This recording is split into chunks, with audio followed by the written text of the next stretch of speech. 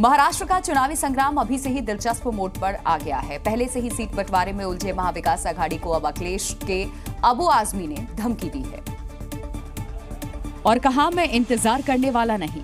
5 seat Sapa को नहीं दी तो हम 25 पर चुनाव लड़ने वाले हैं। क्योंकि ऐसा है ना कि जो हमने 5 उम्मीदवार घोषित किया है वो 5 उम्मीदवार चुन के आने वाले हैं। मैं इतना देर इंतजार नहीं कर सकता जितना ये लोग कर रहे हैं। अबू के इस बयान से पूरे महाविकास आघाड़ी में खलबली मच गई, खासकर उद्धव की शिवसेना गुट में। अबू भाई जी से हमारी बातचीत चल रही है। 2 सीटें उनके पास है वो तो उनको मिलने वाली है, लेकिन उनसे पहले उसने अबू भाई ने उनकी सीटें डिक्लेयर कर दी। ये भी ठीक नहीं है। सवाल ये है कि बातचीत कब तक चलती रहेगी, क्योंकि नामांकन को सिर्फ 2 दिन बचे हैं, लेकिन सीट बंटवारा सिर्फ 255 सीटों तक ही पहुंचा है, जिसमें उद्धव की शिवसेना, शरद पवार की एनसीपी और कांग्रेस के बीच अब तक 85-85 सीट लड़ने पर सहमति बनी है। यानी 33 सीटें छोटे दलों और बड़े दलों के बीच बंटनी बाकी हैं। एसपी को भी इन्हीं 33 में से कुछ सीट मिलने की चर्चा है।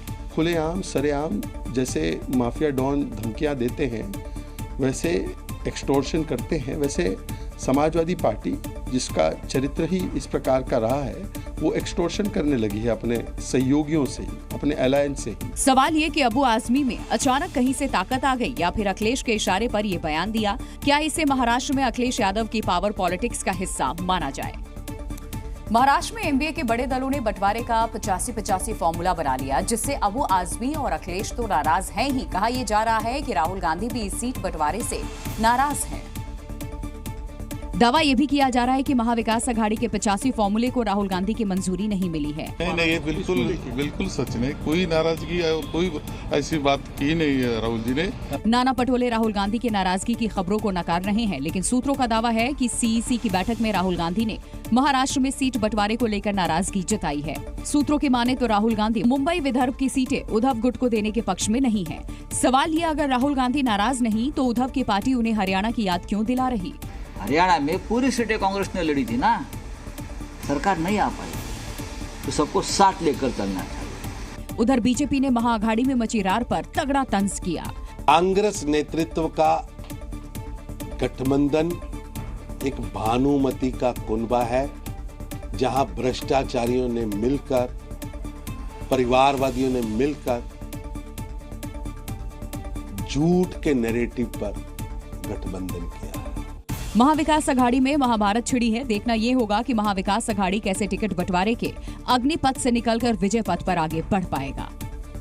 यूपी के सीएम योगी आदित्यनाथ के बटेंगे तो कटेंगे वाले नारे की गूंज अब महाराष्ट्र में भी सुनाई दे रही है। महाराष्ट्र के महाविकास आघाड़ी ने योगी के इस फॉर्मूले पर निशाना साधा। और शिवसेना उद्धव गुट के नेता संजय राउत ने कहा कि ऐसी राजनीति महाराष्ट्र में नहीं चलने वाली है। इस प्रकार के जो राजनीति है ना, बटेंगे कटेंगे वाली, इस राज्य में मुंबई में नहीं चलेंगे। हम ना बटेंगे ना कटेंगे। तो वहीं दूसरी ओर बीजेपी ने उद्धव ठाकरे पर पलटवार किया और उनके हिंदुत्व के एजेंडे पर सवाल उठाए। आज उद्धव ठाकरे भी वो हिंदुत्व के शेर तो है नहीं, उनकी पार्टी अब तो सेकुलरिज्म की भीगी बिल्ली बन चुके हैं। महाराष्ट्र में बीजेपी के लिए योगी आदित्यनाथ स्टार प्रचारकों की सूची में है, लेकिन विपक्ष का दावा है कि उनका जादू यहाँ नहीं चलेगा। अयोध्या नहीं बचा पाए, चित्रकूट नहीं बचा पाए। अब देखिए ना, तो बाबा जी महाराष्ट्र में आकर क्या आने दो, भड़काऊ भाषण करेंगे, दंगे भड़काने की कोशिश करेंगे। यूपी के मथुरा में राष्ट्रीय स्वयंसेवक संघ के मंथन में भी एकता पर जोर दिया गया। आरएसएस ने योगी के नारे को आगे बढ़ाते हुए कहा कि अगर एकता नहीं रहेगी तो हम कटेंगे। समाज की एकता एकात्मता, हम जाति भाषा प्रांत के अगर भेद से हम करेंगे तो हम कटेंगे। तो इसलिए एकता आवश्यक है किसी भी राष्ट्र के, राष्ट्रीय एकता। वक्फ विवाद अदालतों से लेकर जेपीसी की चौखट तक पहुंच चुका है। इस बीच हिंदू संगठनों ने वक्फ की तर्ज पर सनातन बोर्ड बनाने की मांग कर दी है। मशहूर कथावाचक देवकीनंदन ठाकुर ने कहा है कि अगर वक्फ बोर्ड रहेगा तो सरकार को सनातन बोर्ड भी बनाना होगा। अगर वक्फ बोर्ड इस देश में रहेगा तो सनातन बोर्ड का निर्माण होगा। सनातन बोर्ड का निर्माण इस देश में सरकार को करना होगा। कथावाचक देवकीनंदन और दूसरे हिंदू धर्म गुरुओं की मांग है कि वक्फ की तर्ज पर सनातन बोर्ड बने। जितनी जमीन वक्फ के पास उतनी जमीन सनातन बोर्ड को दी जाए। वक्फ बोर्ड की तर्ज पर अधिकार भी सनातन बोर्ड को मिले। कथावाचक देवकीनंदन ठाकुर की इस मुहिम के समर्थन में कुछ मुस्लिम धर्मगुरु भी सामने आ गए। वो लोग सनातन बोर्ड की मांग कर रहे हैं, मुसलमानों को इस पर कोई आपत्ति नहीं है। हालांकि सनातन बोर्ड पर अब सियासत भी शुरू हो गई है। बहुत अच्छा सुझाव है, इस पे चर्चा होना चाहिए, विचार होना चाहिए।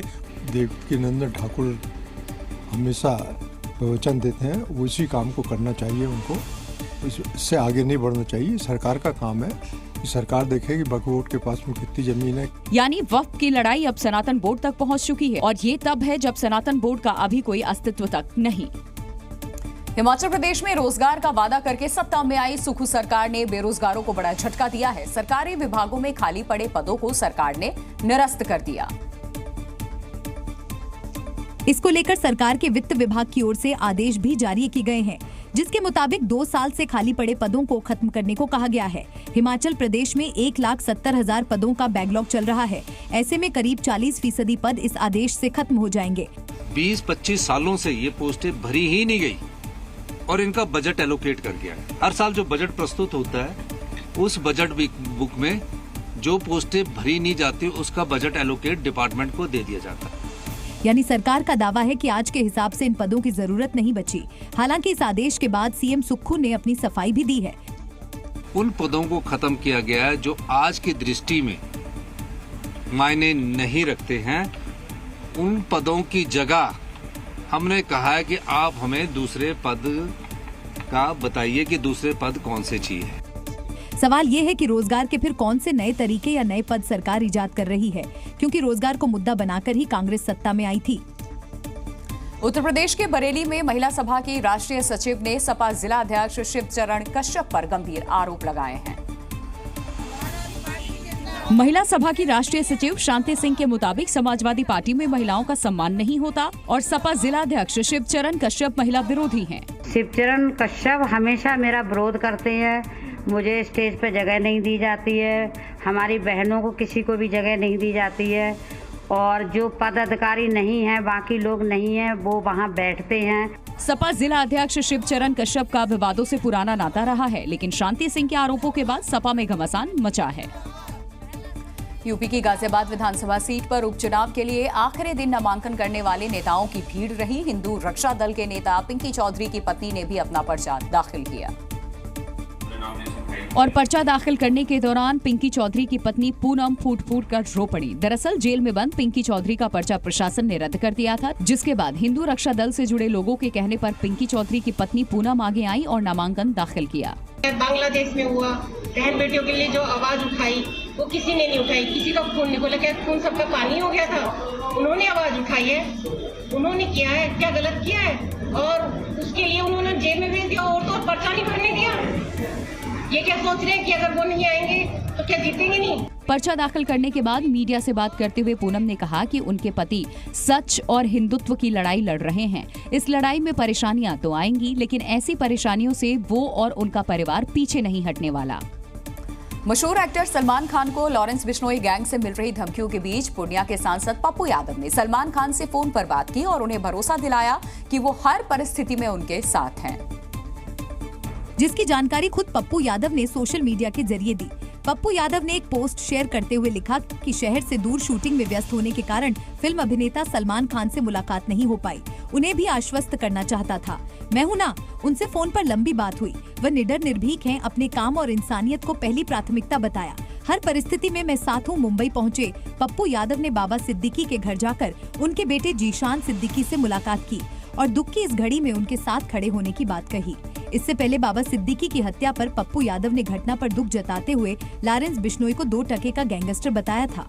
पप्पू यादव ने धमकी देते हुए कहा था कि अगर कानून अनुमति दे तो 24 घंटे में लॉरेंस बिश्नोई के पूरे नेटवर्क को खत्म कर दूंगा।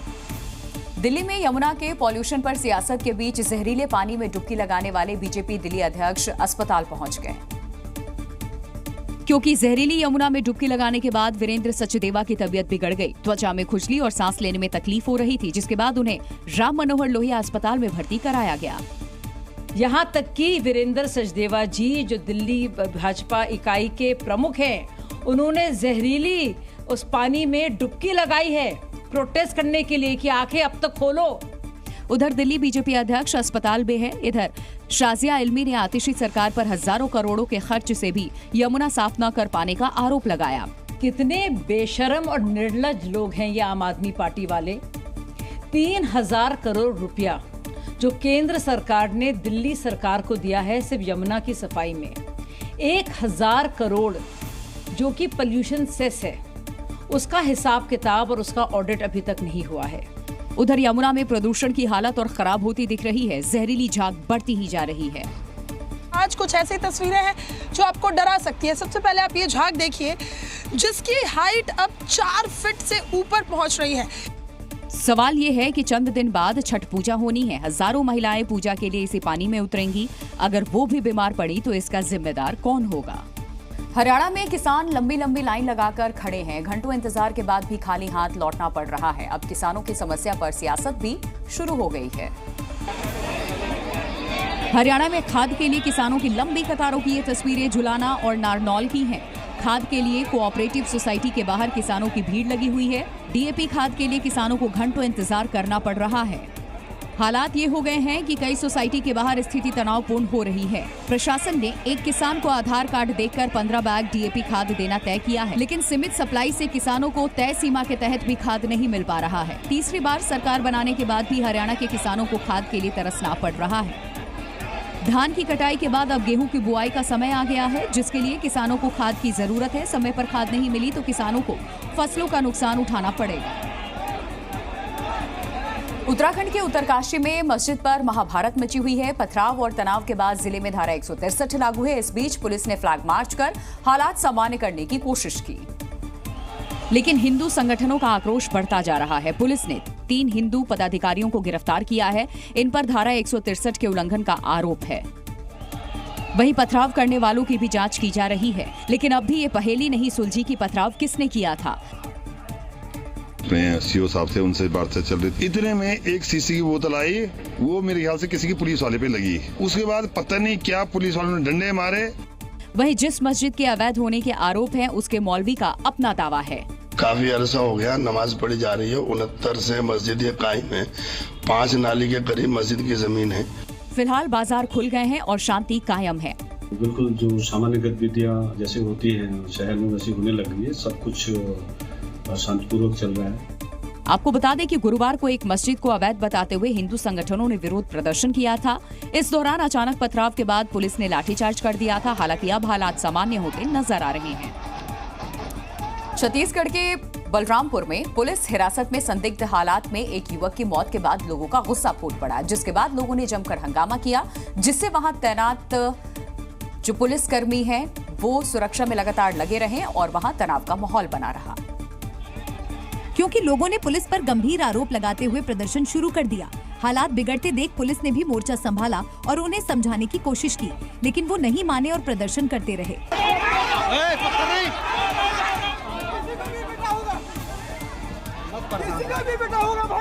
इस दौरान इलाके की एसपी निमिषा पांडे और महिला कांस्टेबल भी वहां पहुंची, लेकिन भीड़ में शामिल महिलाओं ने उन पर भी हमला कर दिया।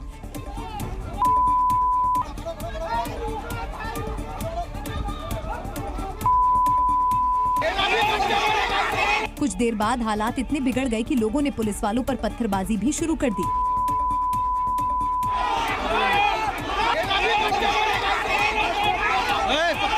बताया गया कि काफी देर बाद इलाके के जनप्रतिनिधियों और प्रशासन की समझाइश के बाद ग्रामीणों का गुस्सा शांत हुआ। वहीं इस मामले में लापरवाही बरतने के आरोप में थाना प्रभारी और एक निरीक्षक को निलंबित कर दिया गया।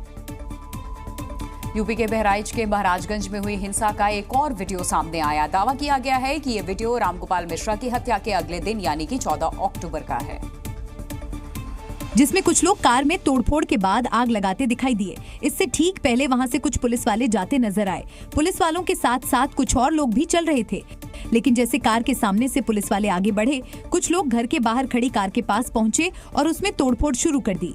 कार में तोड़फोड़ करने के बाद वो लोग आगे बढ़ गए, लेकिन उनके जाते ही कुछ और लोग वहां आ धमके और उन्होंने भी तोड़फोड़ शुरू कर दी। कार को बुरी तरह क्षतिग्रस्त करने के बाद लोगों ने उसमें आग लगा दी, जिसके बाद कार से लंबी लंबी लपटें निकलती दिखाई दी। कार में आग लगाने के बाद वो लोग आगे बढ़ गए। हैरानी की बात यह है कि जब कार में तोड़फोड़ की जा रही थी तब वहां से कुछ ही दूरी पर पुलिस वाले भी तैनात थे। वीडियो सामने आने के बाद एक बार फिर पुलिस की कार्रवाई पर सवाल खड़े किए गए। बाबा सिद्दीकी मर्डर केस में एक और आरोपी को गिरफ्तार कर लिया गया। मुंबई पुलिस और पंजाब पुलिस ने संयुक्त अभियान के तहत आरोपी को पंजाब के लुधियाना से धर दबोचा, जिसका नाम सुजीत सुशील सिंह है। बाबा सिद्दीकी हत्याकांड में मुंबई पुलिस को इसकी तलाश थी। आरोप है कि सुजीत सुशील सिंह को बाबा सिद्दीकी की हत्या की जानकारी पहले से थी। इस मामले में एक और आरोपी नितिन गौतम ने उसे ये जानकारी दी थी। सुजीत सुशील सिंह ने आरोपियों की मदद भी की थी। पंजाब पुलिस ने सुजीत को मुंबई पुलिस के हवाले कर दिया, जो आगे की जांच करेगी। बाबा सिद्दीकी की बांद्रा में 3 लोगों ने 12 अक्टूबर को गोली मारकर हत्या कर दी थी। एनसीपी नेता पर हमला उस वक्त किया गया जब वो अपने बेटे जिशान सिद्दीकी के कार्यालय के पास थे। इस मामले में पुलिस अब तक कई आरोपियों को गिरफ्तार कर चुकी है।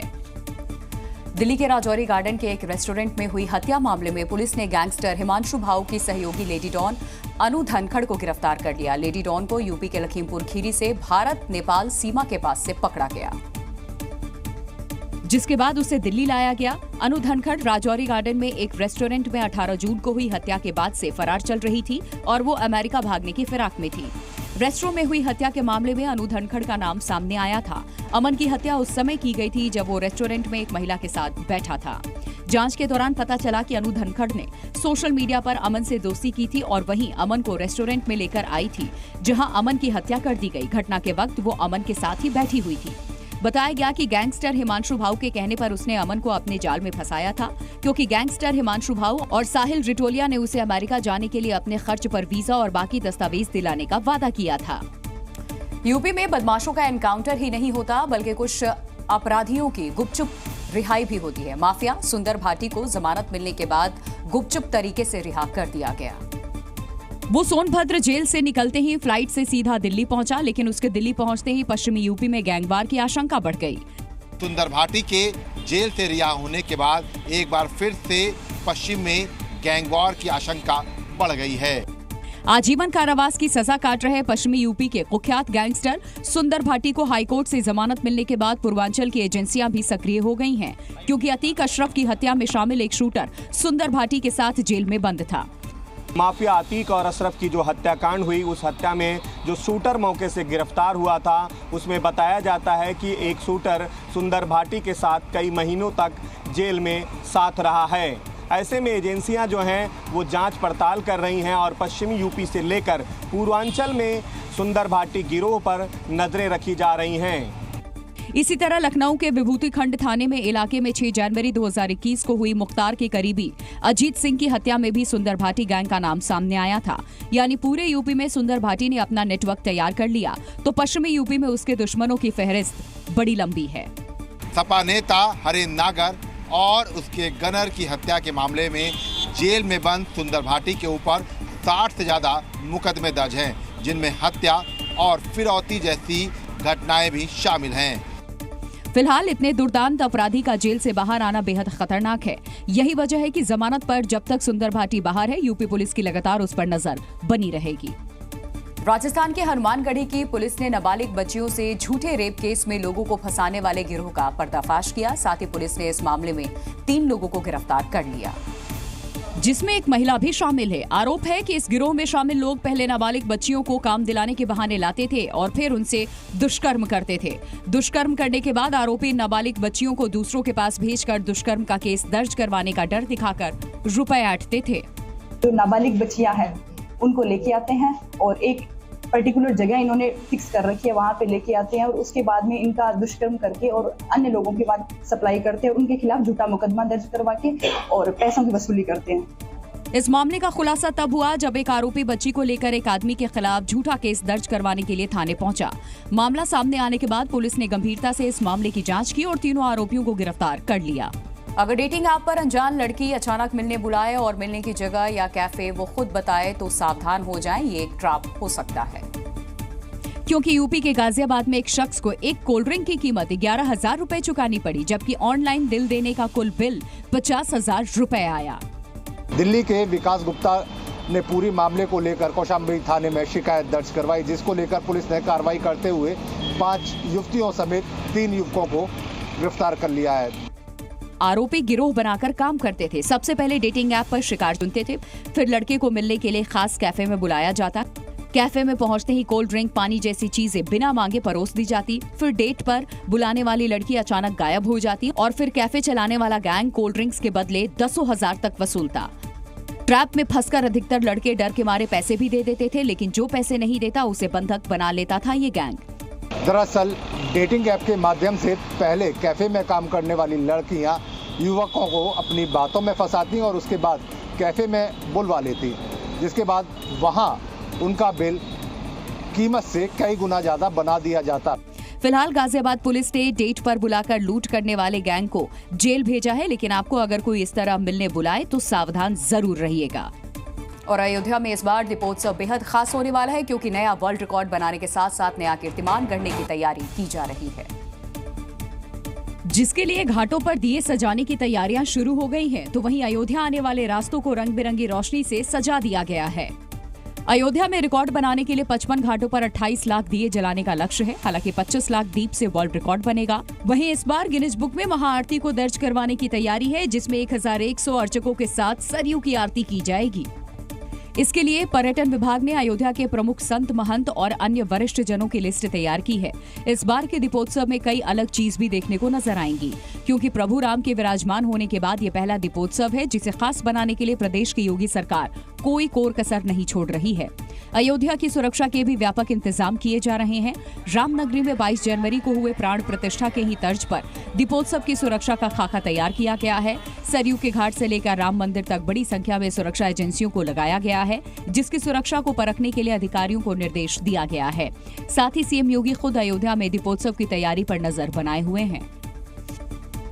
इस दिवाली मुंह मीठा जरूर कीजिए, लेकिन पहले हमारी ये रिपोर्ट आप जरूर देख लें।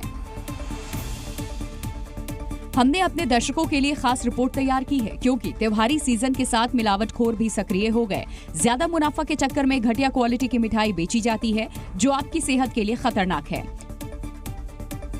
खोए को जो है वो आर्टिफिशियल तरीके से स्किम मिल्क पाउडर डाल के और घटिया किस्म का तेल डाल के उसमें घी वाला इफेक्ट देने के लिए ये सब किया जाता है। और इस खोए से हमारे लिए बढ़िया मिठाई रंग डाल के अच्छी दिखने वाली सुहावनी मिठाई बनाई जाती है। ये शरीर के लिए हानिकारक हो सकती है। अगर पिछले दिनों कई शहरों से नकली खोआ और मावा जब्त किया गया, जो टेस्ट में फेल हो गए। इसीलिए हम दिल्ली की खोआ मंडी पहुंचे। हमने FSSAI की टीम के साथ अलग अलग जगह से रैंडम सैंपल लिए और इनकी जांच की, तो कुछ सैंपल्स में मिलावट मिली। हैरानी की बात, इस मंडी में असली के साथ नकली खोया भी बिक रहा है, जिसकी पहचान करना आसान नहीं है।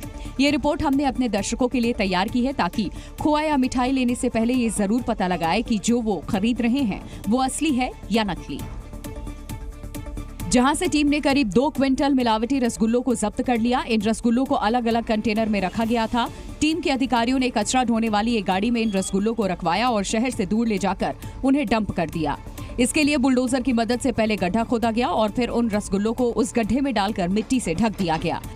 इसमें आज रामपाल स्वीट्स दिल्ली अड्डे बड़ौस में चेकिंग की गई है। इसमें हमें मौके पर रसगुल्ले मिले हैं जिनमें प्रतिबंधित कलर का इस्तेमाल किया हुआ था। साथ ही जो अन्य रसगुल्ले थे उनमें मक्खी और अनहाइजीनिक कंडीशन में रखे हुए थे। इतना ही नहीं, खाद्य सुरक्षा विभाग की टीम ने दुकान में साफ सफाई नहीं होने की वजह से नोटिस भी जारी किया। इस दौरान खाद्य विभाग की इस कार्रवाई से दूसरे दुकानदारों में भी हड़कंप मच गया। बांग्लादेश में हिंदू अल्पसंख्यक समुदाय पर बढ़ते अत्याचारों और उत्पीड़न के विरोध में हिंदू समुदाय ने चिटगांव शहर के ऐतिहासिक लाल दिघी पर एकजुट होकर के विरोध जताया। बांग्लादेश में हिंदू समुदाय के खिलाफ हिंसा की घटनाएं लगातार बढ़ रही हैं। इस तस्वीर को बीजेपी नेता शुवेंदु अधिकारी ने अपने सोशल मीडिया हैंडल पर पोस्ट किया है।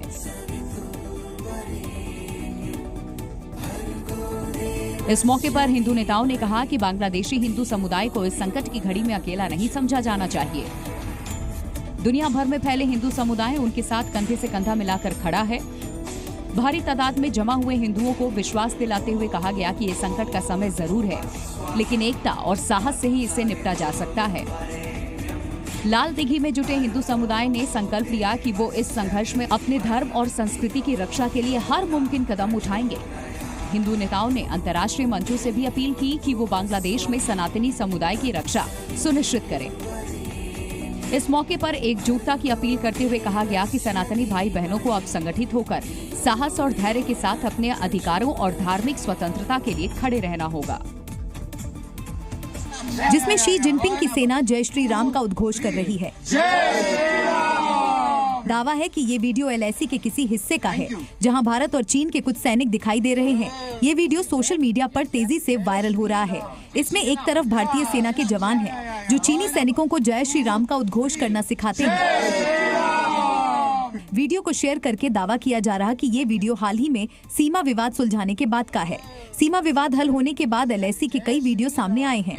कहा जा रहा है कि जय श्री राम के उद्घोष वाला ये वीडियो सबसे अधिक वायरल हो रहा है, जिसके बाद उसे अस्पताल में भर्ती करा दिया गया। फिलहाल उसकी हालत स्थिर बनी हुई है। महिला का दावा है कि घर में काम करते वक्त उसे सांप ने काट लिया, जिसके बाद वो बेहोश हो गई। घटना के बाद गांव में हड़कंप मच गया। लोग अपने अपने घरों से बाहर आ गए। इसकी सूचना पुलिस और वन विभाग को भी दी गई। कुछ देर बाद गांव में पुलिस और वन विभाग की टीम घटनास्थल पर पहुंच गई और सांप की तलाशी शुरू कर दी। रात के अंधेरे में टॉर्च की लाइट में पुलिस और वन विभाग की टीम सांप की तलाश करती रही, लेकिन कुछ हासिल नहीं हुआ। तो वहाँ पे कोई भी सांप आपकी पूरी तलाशी कर ली, कोई सांप आपको नहीं दिखाई दिया। पूरी घटना बहादुरगढ़ इलाके के सदरपुर गांव की है। इस दौरान ग्रामीण घरों से बाहर सड़कों पर और अपनी छतों पर नजर आए। कहा जा रहा है कि शाम ढलते ही नागिन अपने बिल से बाहर निकल आती है और ग्रामीणों को अपना शिकार बनाती है। इस खौफ में लोग पूरी रात जागकर बिता रहे हैं। बताया गया कि पिछले कुछ दिनों में नागिन ने 2 परिवार के 5 लोगों को डसा, जिसमें 3 की मौत हो चुकी है, जबकि 2 लोगों की हालत गंभीर बनी हुई है। और ये सिलसिला उस घटना के बाद से शुरू हुआ, जिसमें गांव वालों के हमले में एक सांप घायल हो गया था। जम्मू कश्मीर में पिछले कुछ दिनों में आतंकी घटनाएं बढ़ी हैं, इसलिए भारतीय सेना ने अब घाटी से आतंकियों का सफाया करने का साजो सामान इकट्ठा किया है। सबसे पहले ये देखिए रोबोटिक म्यूल, और ये है made in India logistic drone, और ये खतरनाक स्नाइपर गन। भारतीय सेना ने इस अत्याधुनिक साजो सामान का इंतजाम आतंकियों के नामो निशान को मिटाने के लिए किया है। तो सबसे पहले आपका परिचय इस खतरनाक रोबोटिक म्यूल से करवाते हैं। तो ये जो रोबोटिक म्यूल है वो किसी भी टेरेन में, किसी भी तरह की सिचुएशन में जो है वो चल सकता है, सरवाइव कर सकता है, और पेलोड लेकर भी किसी भी जवान तक पहुंचना हो या फिर किसी जगह जाकर वहां पर हमला करना हो, वो ये कर सकता है। जंगलों और पहाड़ों में छुपे आतंकियों को जहन्नुम का रास्ता दिखाने का भी पूरा इंतजाम है। इंडियन मेड लॉजिस्टिक ड्रोन भारतीय सेना का वो योद्धा है जो आतंकियों का काल बनेगा। ये भारत में ही बना है और इसकी खासियत की बात करें तो 50 किलो पेलोड ये ले सकता है और किसी भी तरह के मौसम में, किसी भी तरह के टेरेन में ये जा सकता है। चुनौतीपूर्ण कंडीशंस से निपटने के लिए एटोर N1200 वाहन को शामिल किया गया है, जो हिमालय की चोटियों पर दुश्मनों को धूल चटाएगा। इन सभी नए उपकरणों और तकनीकों के साथ भारतीय सेना की क्षमता और भी मजबूत होगी, जिससे आतंकवाद के खिलाफ लड़ाई और प्रभावित होगी। ठीक 25 दिन बाद इजरायल ने ईरान पर बड़ा पलटवार किया। आज सुबह ईरान के कई शहरों पर इजरायली सेना ने हवाई हमला किया, जिसके बाद मिडिल ईस्ट में तनाव बढ़ गया है। आज ईरान की राजधानी तेहरान बम धमाकों की आवाज से गूंज उठी। एक के बाद एक 5 धमाके से अफरा तफरी मच गई। इजरायली डिफेंस फोर्स ने ईरान के सैन्य ठिकानों को निशाना बनाया और ताबड़तोड़ बम बरसाए। सबसे खास बात यह है कि वॉर रूम से पीएम नेतन्याहू खुद ईरान पर हमले की मॉनिटरिंग कर रहे थे। इजरायली सेना का दावा है कि ईरान में सैन्य ठिकानों पर सटीक हमले किए गए हैं और ये 1 अक्टूबर को किए गए ईरानी हमले का जवाब है। लेकिन ईरान पर इजरायल के जवाबी हमले से पूरे मिडिल ईस्ट में हड़कंप मच गया है। इजरायल के हर हमले का हिसाब चुकता करने की धमकी दी है। इस बीच अमेरिका का बड़ा बयान सामने आया है। अमेरिका ने कहा कि इजरायल ईरान का हिसाब अब बराबर हो गया है। लेकिन सवाल, क्या इस हमले के बाद ईरान चुप बैठेगा? तुर्की ने एक दिन पहले हुए आतंकी हमले का बदला लेना शुरू कर दिया है। अपने 5 नागरिकों की मौत के बदले तुर्की की मिसाइलें आग उगल रही हैं। खासकर इराक और सीरिया में कुर्द ठिकानों पर भीषण हमला किया गया। इस हमले में कुर्द के 32 ठिकानों को नष्ट कर दिया गया। सीरिया के जिन लोकेशन को तुर्की ने निशाना बनाया, उसी की तस्वीरें हैं। तस्वीरों में आप देख सकते हैं तुर्की का रॉकेट एक इमारत को निशाना बनाता है और अगले ही पल तेज धमाके के बाद पूरी बिल्डिंग जमींदोज हो जाती है। इस हमले को तुर्की ने अंकारा पर हुए हमले का बदला बताया। इसके अलावा पीके के दूसरे ठिकानों पर भी हमले किए। पीकेके एक उग्रवादी संगठन है जिसे 1978 में अब्दुल्ला ओकलान ने तुर्की में कुर्दों के हकों की लड़ाई लड़ने वाले गुट के तौर पर बनाया था। अंकारा में इस संगठन ने हमला कर 5 तुर्किश नागरिकों की जान ले ली। उसी के बाद तुर्की जवाबी कार्रवाई कर रहा है। बिहार के जमुई में रंगदारी न देने के आरोप में शिक्षकों के साथ मारपीट की गूंज पटना तक पहुंच गई। अपर शिक्षा सचिव के सामने शिक्षक फूट फूट कर रोए। चेहरे पर डर और मायूसी लिए ये वो शिक्षक हैं जिन्हें कुछ दिन पहले दबंगों ने लाठी डंडे और लोहे के रॉड से बुरी तरह पीटा है। तो सबसे पहले इनका दर्द सुनिए। ये 3-4 टीचर पकड़ा गए, इन लोगों को 70 लाठी मारा है। बसंतपुर उत्क्रमित उच्च विद्यालय में जब शिक्षा विभाग के सबसे बड़े अधिकारी ACS एस सिद्धार्थ पहुंचे तो ये शिक्षक फूट फूट कर रोने लगे और मदद की गुहार लगाई। नहीं कर पाएंगे, यहाँ दोबारा आओगे तो नहीं कैसे कर पाएंगे सर, कहीं ट्रांसफर कर दीजिए। इन शिक्षकों में इतना खौफ है कि ये किसी भी सूरत में अपना ट्रांसफर चाहते हैं क्योंकि इन्हें अब अपनी जान का डर सताने लगा है। छोड़ेगा भी नहीं सर, एकदम मर्डर कर देगा। उसको तो अंदर कर देंगे, सर अरेस्ट करेंगे। रोते बिलखते शिक्षकों की फरियाद सुनने के बाद ACS ने वादा किया कि शिक्षकों के साथ मारपीट को बर्दाश्त नहीं किया जाएगा। शिक्षकों के से मारपीट जरूर हुई है और इस पर कड़ी से कड़ी कार्रवाई करने के लिए हम लोगों ने आरक्षी अधीक्षक को बोला है। अब ACS साहब ने तो साफ कहा है कि शिक्षकों के लिए भय मुक्त वातावरण बनाया जाएगा, लेकिन सवाल ये है कि रंगदारी मांगने वाले दबंगों में क्या इससे भय पैदा होगा। उत्तर प्रदेश के कन्नौज में हैरान कर देने वाला मामला सामने आया। एक पति ने अपनी जिंदा पत्नी का ही श्राद्ध कर दिया। यही नहीं, पीड़ित पूजा के पति पवन पटेल ने सोशल मीडिया पर पत्नी के मरने से लेकर श्राद्ध और शांति पाठ की तस्वीरें भी अपलोड कर दी, जिसके बाद पूजा को इसकी जानकारी मिली। इन्होंने सोशल मीडिया पे अपने अकाउंट से इन्होंने वीडियोस, फोटोज पोस्ट की थी। इससे मुझे जानकारी मिली कि इन्होंने मेरा श्राद्ध कर दिया है और इन्होंने मुझे मृत घोषित कर दिया है। दरअसल दूसरी महिला से अफेयर को लेकर पूजा का अपने पति से विवाद चल रहा था, इसीलिए पूजा अपने मायके में रह रही थी और इधर इसके पति ने दूसरी शादी कर ली और अपनी पहली पत्नी पूजा का जीते जी श्राद्ध कर दिया। पति की करतूत जब पूजा को पता चली तो न्याय की गुहार लेकर वो SP के ऑफिस पहुंची। आज हमने SP ऑफिस में शिकायत की है। हमको आश्वासन मिला है कि आपको न्याय दिलाया जाएगा और आपके साथ इंसाफ होगा। पूजा का ये भी आरोप है कि उसका पति पवन पटेल दोनों बेटों को अपहरण कर अपने साथ ले गया और अब वो इंसाफ चाहती है। उज्जैन के महाकाल मंदिर में अब प्रसाद के लिए लंबी कतारों में नहीं लगना पड़ेगा। श्रद्धालु 24 घंटे प्रसाद प्राप्त कर सकेंगे। इसके लिए मंदिर में खास टेक्नोलॉजी का इस्तेमाल किया जा रहा है। यानी प्रसाद पाने के लिए सबसे पहले QR कोड स्कैन करना होगा, उसके बाद पैसे के हिसाब से पैकेट सिलेक्ट करने होंगे जिसकी कीमत 50 से 400 रुपए तक होगी। वहीं मोबाइल के जरिए भी आप प्रसाद के लिए पेमेंट कर सकेंगे। हालांकि मशीन में कैश का भी ऑप्शन दिया जा रहा है और सबसे बड़ी बात, भक्तों के लिए 24 घंटे प्रसाद उपलब्ध रहेगा और ये व्यवस्था दिवाली से लागू हो जाएगी। यूपी के कानपुर में नगर निगम के कर्मचारी पर रिश्वत लेने का आरोप है, जिसकी तस्वीर भी अब सामने आ चुकी है और सोशल मीडिया पर भी वायरल हो रही है। नोटों की गड्डी गिनता ये शख्स जमीन की दाखिल खारिज के लिए नगर निगम पहुंचा था, लेकिन बड़े अधिकारी का हवाला देते हुए इससे 25,000 की डिमांड कर दी गई और शख्स कर निरीक्षक के ऑफिस में ही पैसे गिनने लगा। दावा किया जा रहा है कि डिवीजन करने के नाम पर नगर निगम जोन 6 में तैनात कर निरीक्षक ने रिश्वत लिए, जिसका शख्स ने वीडियो बना लिया और सोशल मीडिया पर वायरल कर दिया।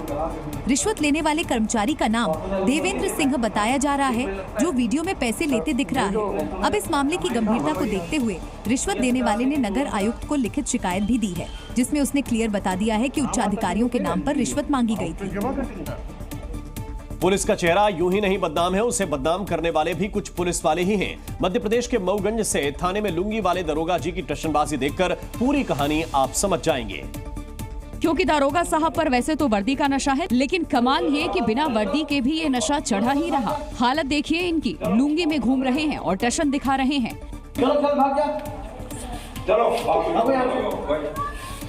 वाह दारोगा बाबू वाह, थाना आपकी जागीर हो गई। आप इस सल्तनत के सुल्तान, भला आप सामने खड़े फरियादियों की सुल्तान के सामने हैसियत ही क्या बची, तभी तो ये बोल रहे हैं।